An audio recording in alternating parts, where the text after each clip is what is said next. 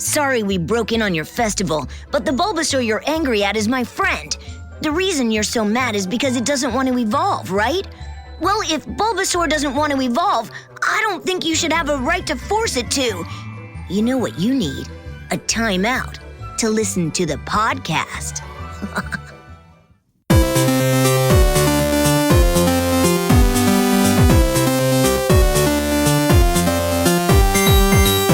Hey, I'm Veronica Taylor. And I'm Rena Taylor. And this is The Trainer's Guide. Today's episode, Bulbasaur's Mysterious Garden. Whoa. Welcome to episode 48. Oh my gosh, that's right. I just wrote, normally every time in my notes I write the episode number, but I forgot and I just wrote episode. Hey. So I have no idea. Thank you for being on top of it. 48. I know. We only have a couple left. I know. Very exciting. Wow. I know. What's going to happen? I don't know. We are still heading to Cinnabar Gym in our episode. That's true. Well, they just decided to go last episode. So And we're still I wouldn't going. expect them to be there already. No, me They said neither. it's going to be a long way, so that makes sense to me. Mm-hmm. Apparently, Ash this is going to be his 7th badge. Which surprised me. Yeah. How has he been doing? We should I don't probably know. go back and start from the beginning. We could if you want. I think what's been happening in our lives, we've not I gotten... thought you meant the beginning, start recording over. No, I mean, let's go back to episode 1. Yeah. I'm gonna be a Pokemon master. Yeah, Pokemon. We have been out on our own journey because there is a comet that is visible in the evening sky as the sun sets. You can see it. We also have been looking for the northern lights. There was solar flares, a gigantic coronal mass ejection that headed towards Earth, actually. So there's been a lot of northern lights. Mm-hmm. Aurora borealis. Yeah. There are some meteor showers right now. There's a lot going on in the skies, and we have our feet firmly planted on the earth at the moment. Right. That's true. Yeah. And I mean, guess very earthly with this episode because it begins with Ash battling a mountain man. Yes. Which is like very earthy. Yeah, with a gigantic Rhyhorn. Gigantic. And yet when he goes to crouch down next to it, the Rhyhorn looks incredibly small. I thought the Rhyhorn was really big. But then at the end of the battle, when the mountain man goes to like kneel beside his Rhyhorn, it's so small. I thought it was gigantic, like a big rhinoceros, but it's tiny. Yes. Anyway, it's like Bulbasaur size. Or maybe the mountain man is just really big.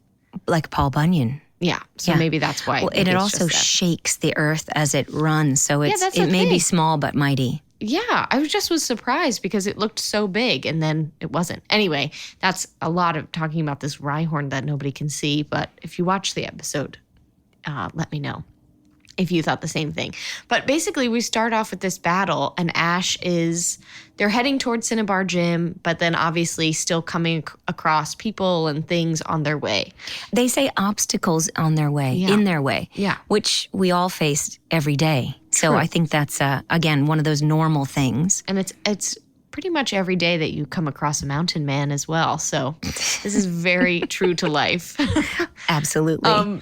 So Ash is battling this man and his Rhyhorn, and Ash uses Bulbasaur. And this is kind of Bulbasaur's big episode, obviously from the title of the episode. But Bulbasaur kind of gets hit by the Rhyhorn, and Ash tries to actually get it to go back into the ball, and it refuses. It jumps out of the way.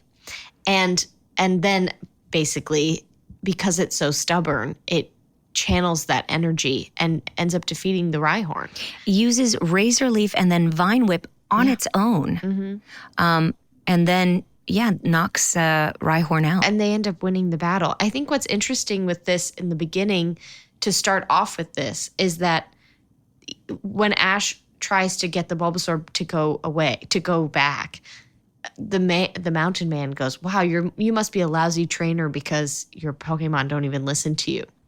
And it's an interesting thing because, you know, I think Ash has this relationship. We kind of get to this at the end of the episode, but Ash really considers all of his Pokemon his friends, not necessarily just like an animal to train. And it's interesting, this type of respect that they have for one another, and even an understanding of if Bulbasaur doesn't want to get into the ball, like Ash trusts it enough to let it do its thing. Yeah. Which I think in that sense makes him a stronger trainer, but it also kind of, I guess in that sense, leaves it up to chance a little bit because he's not fully in control of what the I think Pokemon's it's doing. very parent-child because they're even, I mean, I will speak from my experience that even when you were little, there were things that we would discuss, even when you were 2 or 4, and then we would compromise on and do that. And so it's very similar with how Ash deals with his Pokemon. Yeah. They work things out, and I think you were right to say there's a level of trust. Yeah. And Misty says that all of Ash's Pokemon are as stubborn as he is. Very true. Which we're learning is true. True. But everyone has to have a level of stubbornness, but then you have to know when to concede.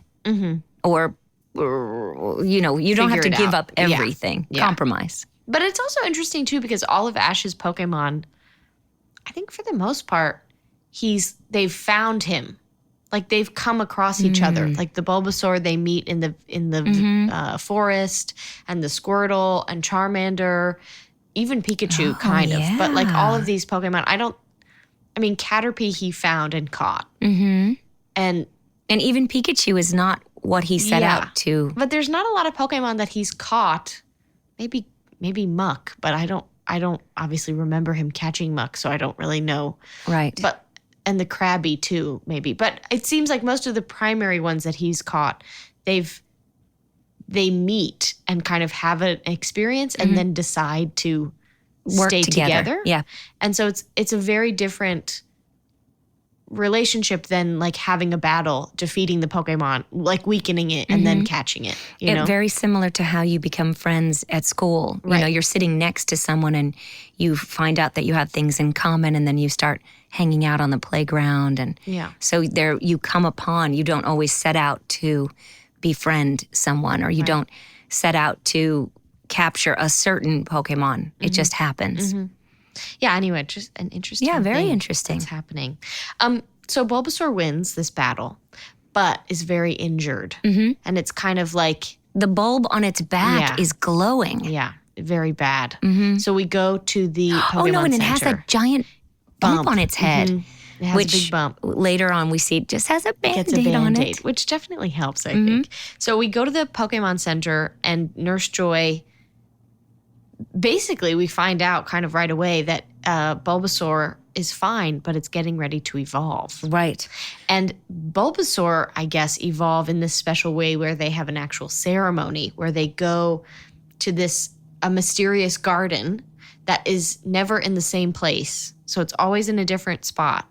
And they all congregate, and then they evolve all at the same time. And you can tell, she says it has something to do about the alignment of the planets and the phases of the moon, but nobody really knows. Right. It's like all these natural occurrences coming together, and the festival occurs, and the flowers start bursting into bloom and sparkling. Yeah. And then there's like this sparkling pollen that flows out of them. It's really, really interesting and magical. I like it, although I think later on James does say I'm allergic to allergies. it. Yeah, so I think it is a magical pollen, which I think we've all fallen prey to from time to time.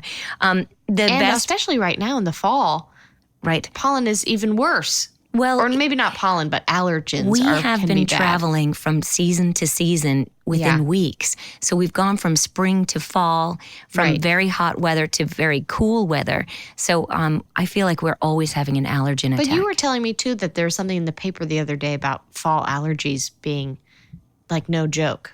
Worse this year than other years. Yeah. I think everything is right now. Yeah, so it's also, not you. As a tiny thing with so many people having had COVID, that weakens your immune system, and then you more easily can catch a cold or have sinus problems or all of that stuff. So part of the seasonal allergy conditions, I guess, are worse this year because people are having a harder time dealing with it.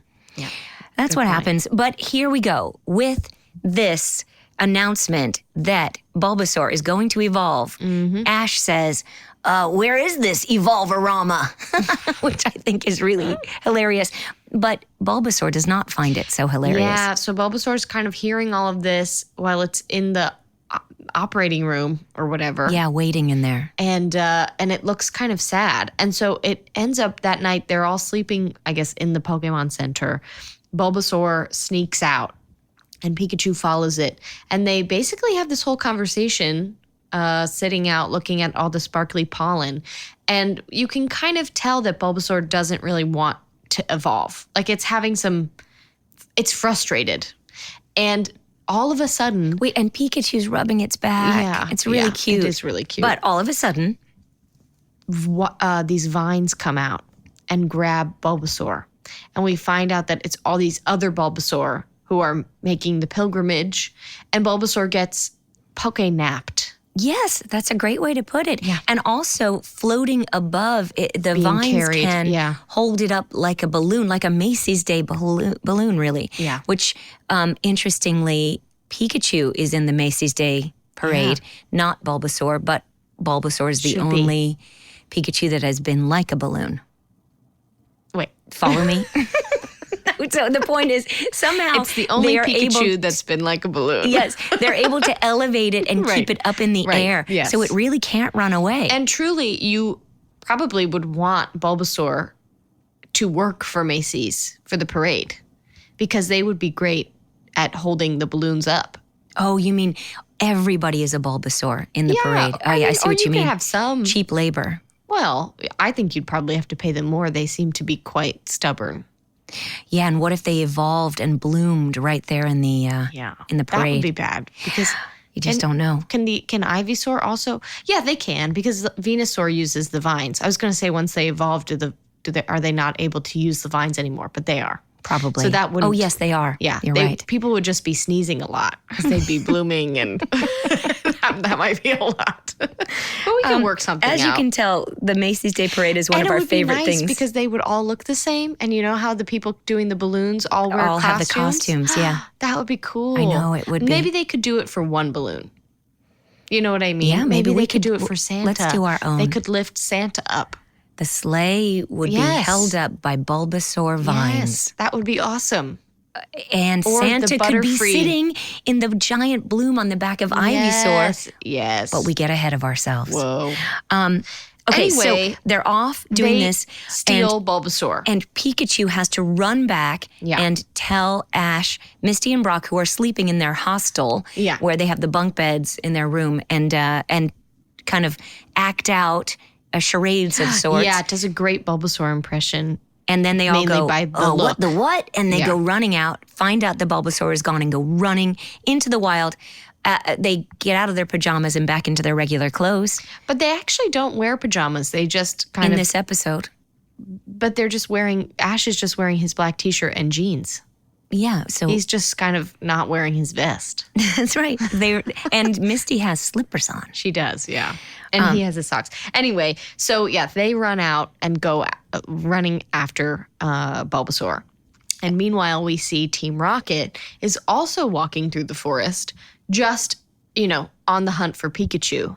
And then they are walking and basically turn to their right, and they see all the Bulbasaur with Ash's Bulbasaur. That's right. And so they get so excited and they say, this is a great episode for Team Rocket, surprise, surprise. Mm-hmm. But they have some really good lines.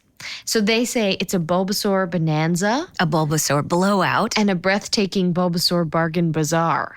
Amazing. And then they lunge for the Bulbasaur and get blasted off. Yeah, blasted off. And so that's basically it. And they say, are the Bulbasaur Bonanza went bust? And then, go away. So then Ash, Misty, Brock are walking to the forest, and they're walking through this one section. It kind of reminds me of we were just talking about this because when we were in England for Fan X Live Events, yeah. Fan X Live, Fan X events, we were sitting next to the actor who played Victor Crumb in the 4th movie of Harry Potter. Right. And his name is Stan.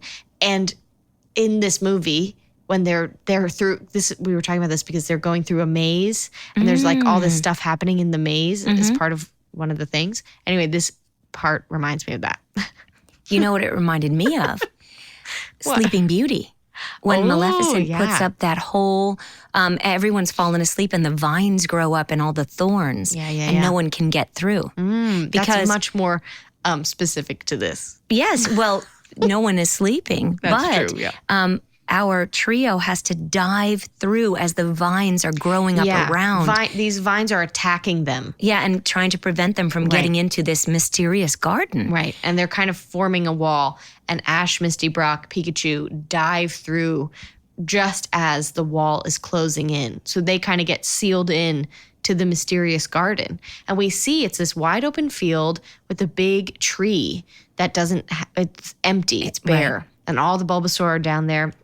And a gigantic Venusaur comes out of the tree. Yeah, the tree starts blooming as they're Bulbasaur, and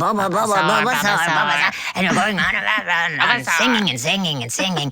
And then Venusaur comes out. Venusaur. And then, so the whole thing is Bulbasaur, and then Saur, and they're all going Saur. Oh, yeah, and the Bulbasaur starts singing. Saur. Bulba. Yeah, they start singing Bulbasaur, Bulbasaur, it's a lot. Yeah. If you think this is repetitive, just watch the episode because it's more than that. But it's so fun. And so they start going Saur, Saur, Saur. We find out that the Venusaur gets its energy from the sun's rays. Oh, yeah. And so the tree is blooming, the Venusaur is there. They're all saying Saur, Saur. Saur, Saur. And the Bulbasaur begin to evolve. And it seems like the ones who are chanting Saur are evolving. Yes, into Ivysaur. Yeah, it's very exciting. And the bulbs on their back bloom into this large flower. It's just really cool, I think. It's like a pink bud. And I guess when they become Venusaur, it fully opens. Yeah. Which is interesting. I've never amazing. thought about it before. It's kind of, what is the, oh no. Feed me, Seymour. Yeah. Is that a Venus flytrap? Yeah, no. Venus flytrap, but a Venusaur trap. That's kind of what this is for Bulbasaur. Ash's Bulbasaur. A little bit. And they say they don't really know if these animals are plants or animals, the Bulbasaur or the Ivysaur. Yeah. But they have this kind of philosophical conversation about revelation. If the plants or the animals disappeared, then life would discontinue because everything is connected, which is so important. And yet it's kind of glossed over in this. Yeah, and they say the plants and animals need each other to grow. And then they kind of say Bulbasaur is a sign that everything is connected. And then that's it. Right. Yeah. But it's so important. Yeah. And especially now we can see how the environment is so connected to everything.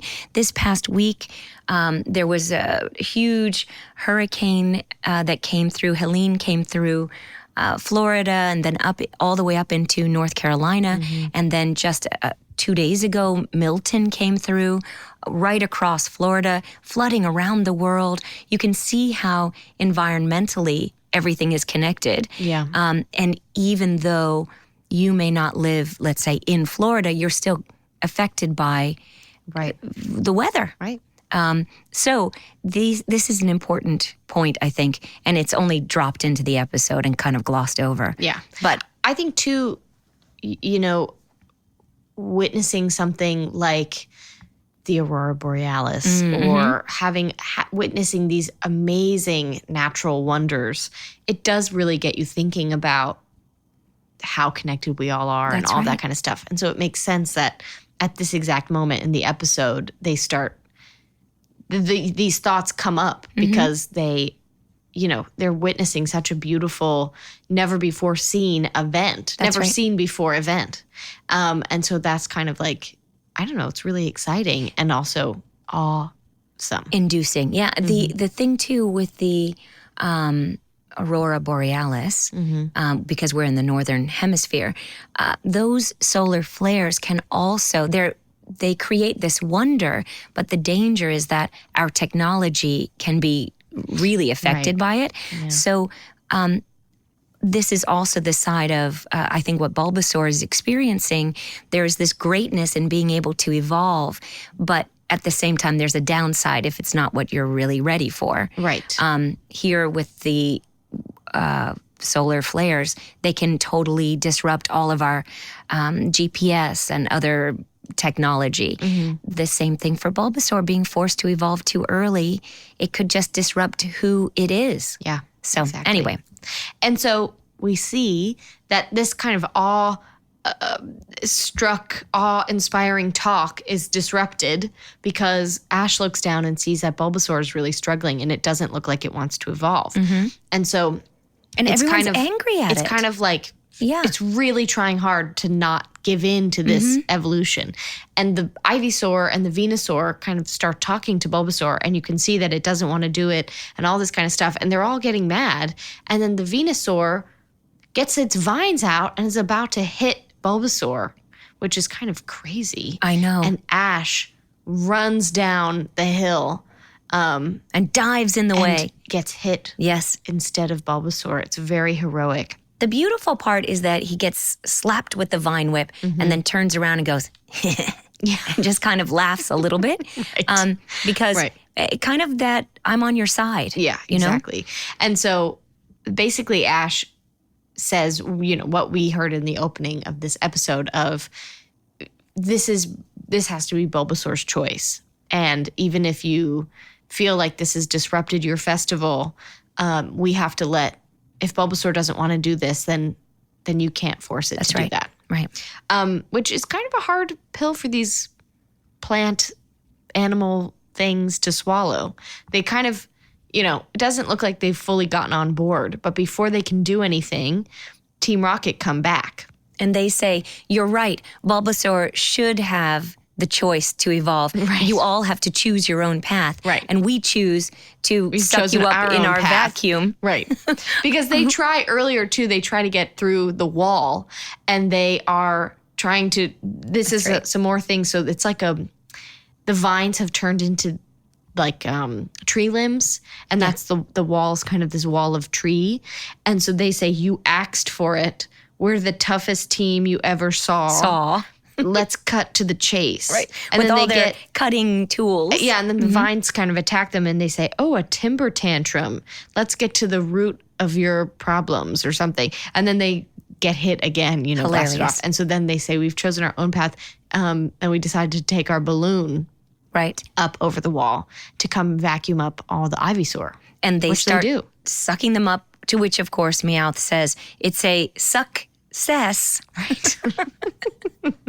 And hilarious. The greatest thing, too, is that, Ash and Misty Brock, they go, oh, my gosh, here they are again. We're going to have to listen to the motto. And they do the motto, and then Meowth says, hurry up. And they go, we have to do the motto. Our fans have come to expect it.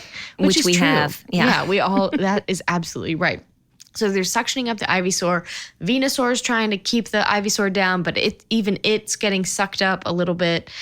Pikachu at one point gets sucked up, but Bulbasaur saves it. And then it's up to Bulbasaur. So it tries the Razor Leaf. It doesn't work. And all that's left is this Bulbasaur. And they are laughing at Bulbasaur because it's the runt sitting out there, which kind of ticks Bulbasaur off a bit. Oh, yeah. That's the one thing is you never want to underestimate the power of Bulbasaur, as we've learned, because then it gets really mad and the sun starts coming up. And so it harnesses the sun's power with its solar beam to do attack. Solar beam. And it goes ba ba ba ba ba ba ba ba ba ba ba, incredible. And then it blasts. It pops the balloon. It blasts the balloon. Yeah. And that is basically it. They get history. Blasted off. And Venusaur is really impressed. And the vines come out again and we think, what's going to happen? Is it going to hit Bulbasaur? Whatever. We've seen this before. But then they intertwine vines. A good shake with a You done good, kid. Yeah.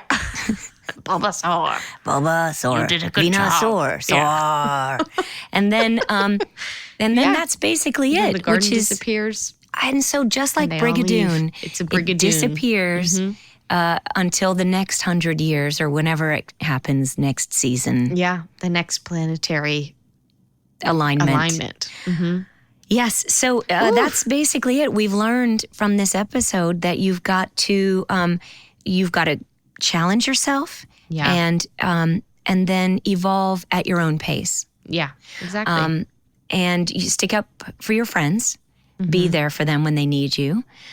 We've also, I guess, we've learned to pay attention to seasonal changes, perhaps, or maybe actually, this festival, the Mysterious Garden Festival, it's not unlike a Sweet 16 or a quinceañera. You know, when people, you celebrate coming of age, this evolving, getting your driver's license, these things, turning 18, being able to vote. There's all these little things that we have in life that we celebrate these evolutions, if you will. Yeah. I have a question. That's important. Mm-hmm. And if you're listening and you know the answer, please send us an email. I'm right here. I'm listening. No. Okay, so let's say you own a Bulbasaur. Okay. Because the Bulbasaur, they all go to this place to evolve.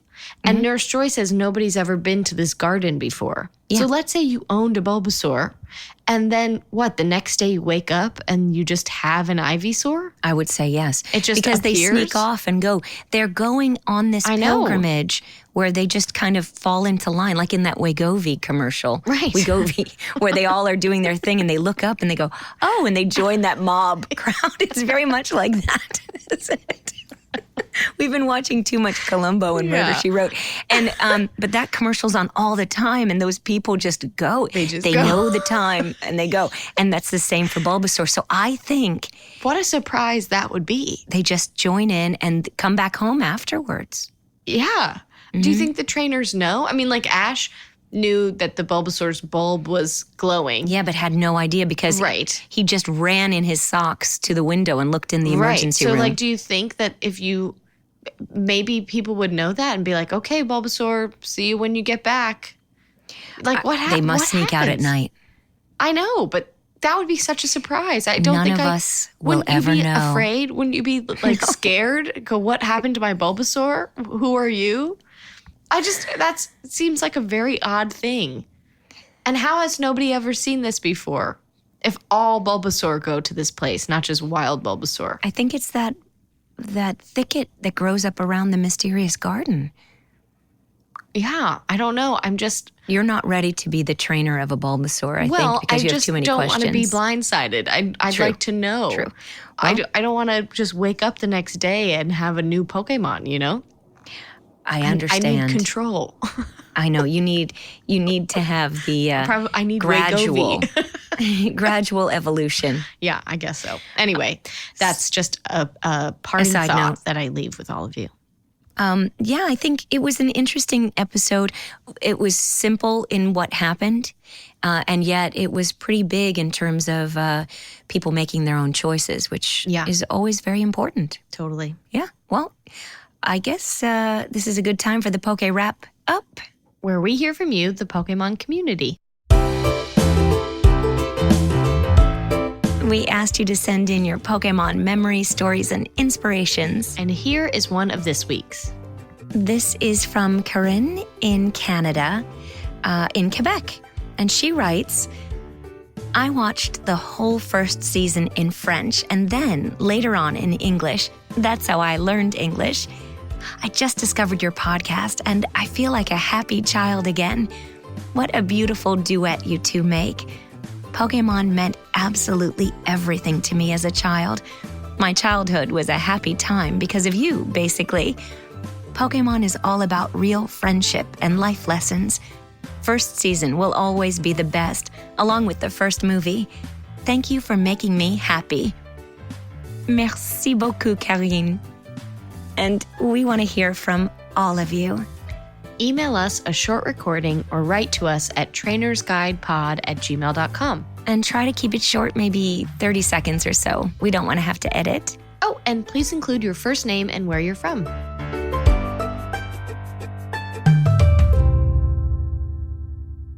Well, that about wraps up today's episode of The Trainer's Guide. And, as they say, to be continued. We hope that you continue to join us on this journey that is The Trainer's Guide. As you know, you can find us on Apple Podcasts, Spotify, or wherever you get your podcasts. Wherever you're listening now. And if you subscribe, comment, and rate the podcast, it helps others find the show and keeps us on the air. Thank you so much in advance for your generosity and all of your amazing support. Trainer's Guide is a production of Boom Integrated. We are co-executive producing this along with The amazing Adrian Glover and the incomparable Robin Lai. I'm your host, Veronica Taylor. And I'm your host, Rena Taylor. And this has been The Trainer's Guide. We'll see you out there on the road.